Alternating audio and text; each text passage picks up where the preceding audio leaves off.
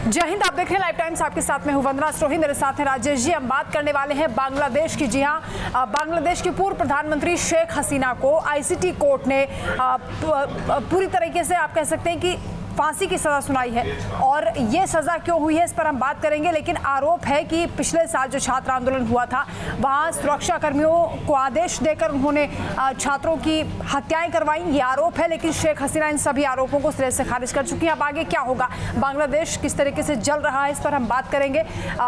शेख हसीना क्योंकि भारत में है, तो अब भारत क्या करने वाला है, और क्योंकि यूनुस की ओर से कहा गया है कि वो एक जो प्रक्रिया होती है उसके तहत प्रत्यर्पण से भारत के लिए मांग करेंगे। भारत से कह सकते हैं, भारत और बांग्लादेश के बीच में ऐसी संधि भी है, वो चाहे तो भारत से ये कह सकते हैं, रिक्वेस्ट कर सकते हैं कि आप शेख हसीना को हमें वापस कर दो। तो सबसे पहले हम शेख हसीना के इस जजमेंट के बारे में बात कर रहे हैं। जो वर्डिक्ट आया है, उन्हें फांसी की सजा दे दी गई है। और आरोप ये लगाया गया है कि जब 2024 में जब छात्रों का जब आंदोलन हुआ था, तो उनकी डायरेक्ट उनके कमांड के आधार पर ही जो पुलिस वाले थे, जो सुरक्षा एजेंसी थे, उन्होंने वहां जो गोली चलाई थी, बम बरसाए थे, उसके आधार पे शेख हसीना को और उनके गृह मंत्री, उनके जो होम मिनिस्टर थे उस वक्त के, असदुज्जमान खान कमाल, इन दोनों को फांसी की सजा दी गई। यहाँ पर एक बहुत महत्वपूर्ण है बताना कि जो आईजीपी यानी जो आईजी थे पुलिस वाले, वो सरकारी गवाह बन गए हैं। और जो गोलियां चलाई थी वो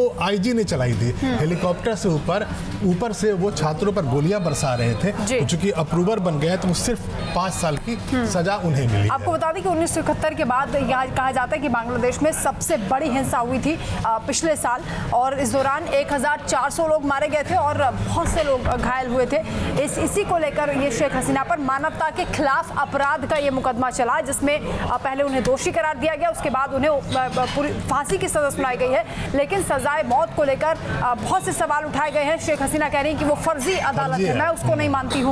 उन्हें ट्रायल का मौका नहीं दिया गया है क्योंकि अब भारत में है वो, तो भारत में जो बांग्लादेश अगर प्रत्यर्पण की मांग करता है तो क्या उन्हें जाने दिया जाएगा, इस पर भी हम बात कर लेते हैं। क्योंकि 2013 में एक्स्ट्राडिशन ट्रीटी भारत और बांग्लादेश के बीच हुई थी। इसके मुताबिक अपराधियों के एक्सचेंज की कुछ शर्तें हैं।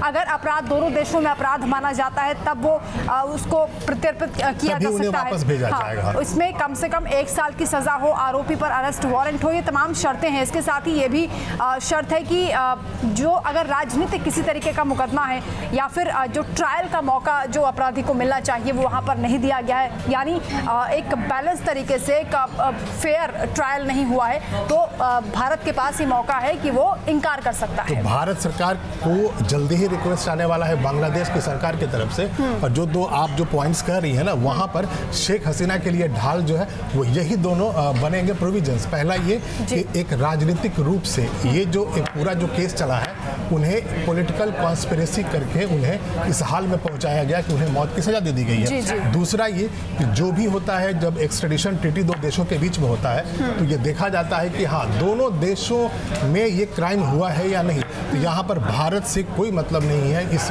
जो वहाँ पर प्रोटेस्ट हुआ, जो हिंसा हुई, वो बांग्लादेश में हुई है। तो भारत सरकार ने चूंकि वहाँ पर तख्ता पलट के बाद उन्हें यहाँ शरण दी है, तो भारत सरकार उन्हें वापस नहीं भेजेगी। एक फैक्ट ये भी कहा जा रहा है क्योंकि वहाँ पर गैर निर्वाचित सरकार है, उस सरकार को किसी ने चुना नहीं है, वो अंतरिम सरकार चला रहे हैं। तो ऐसे में ये इस फैसले को लोग नहीं मान रहे। इसके साथ ही शेख हसीना के जो बेटे हैं साजिद वाजिद, उन्होंने धमकी दे दी है कि अगर उनकी पार्टी से बैन नहीं हटाया गया, यानी इलेक्शन क्योंकि अब होने वाले फरवरी में कहा जा रहा है, उसको लेकर वो कह रहे हैं कि हम ये इलेक्शन भी नहीं होने देंगे, प्रदर्शन किए जाएंगे, हिंसक प्रदर्शन होंगे, आप रोक नहीं सकते। यानी बांग्लादेश जलने की शुरुआत हो गई है। बांग्लादेश जल रहा है पिछले 1 हफ्ते से।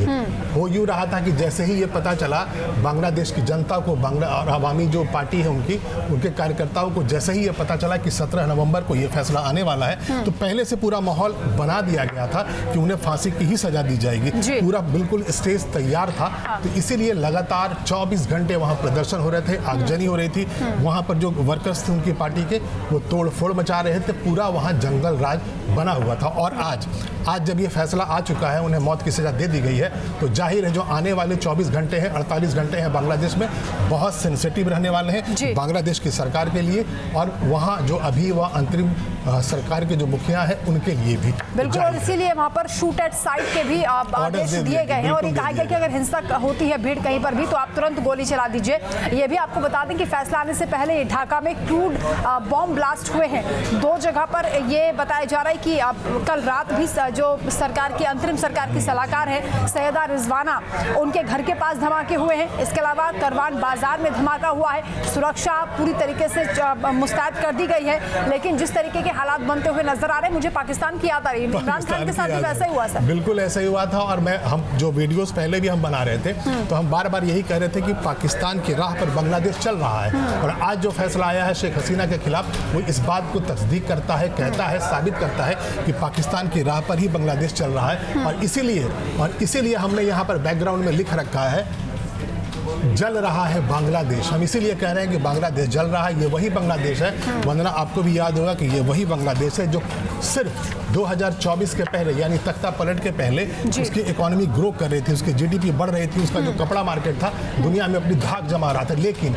जैसे ही वहाँ तख्ता पलट होता है 5 अगस्त 2024 को और मोहम्मद यूनुस वहाँ अंतरिम सरकार के मुखिया बनते हैं, वहाँ सब कुछ बदल गया। पाकिस्तान रिमोट कंट्रोल से बांग्लादेश को बर्बाद कर। और सबसे इंटरेस्टिंग बात यह है कि हम आपको बता देते हैं जिस कोर्ट ने ये सजा सुनाई है वो कोर्ट खुद शेख हसीना ने बनवाया था। आप देखिए कि और ये आर्मी चीफ वकारुज्जमा उनके रोल के बारे में ये कहा जा रहा है कि जो पूरा वहाँ पर जो कॉन्स्पिरेसी होती है शेख हसीना के खिलाफ, शेख हसीना के बनाए हुए आर्मी चीफ वकारुज्जमा उसके पीछे है। और ये भी यहाँ तक कहा यह भी जा रहा है कि जब शेख हसीना वहाँ प्रधानमंत्री थी और जब वहाँ छात्रों का जब आंदोलन चल रहा था तो शेख हसीना को वकारुज्जमा जो आर्मी चीफ थे उन्होंने सही पिक्चर नहीं बताया।